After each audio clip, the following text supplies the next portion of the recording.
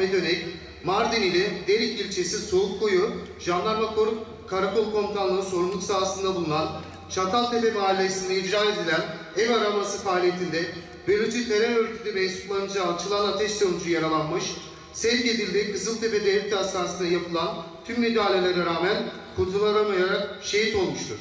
Şehit Jandarma Uzman Çavuş Muhammed Önek, evli ve bir çocuk babasıdır.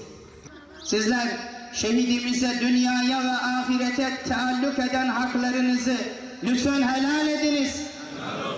Şehidimize karşı dünyaya ve ahirete taalluk eden haklarınızı lütfen helal ediniz. Allah helalliğinizi ve hüsnü şehadetinizi kabul eylesin. Devletimiz, milletimiz ebed müebbet olsun. Vatan sağ olsun. Ey şehit oğlu şehit, isteme benden makbel. Sana avşunu açmış duruyor Hazreti Peygamber. Selam! Dur!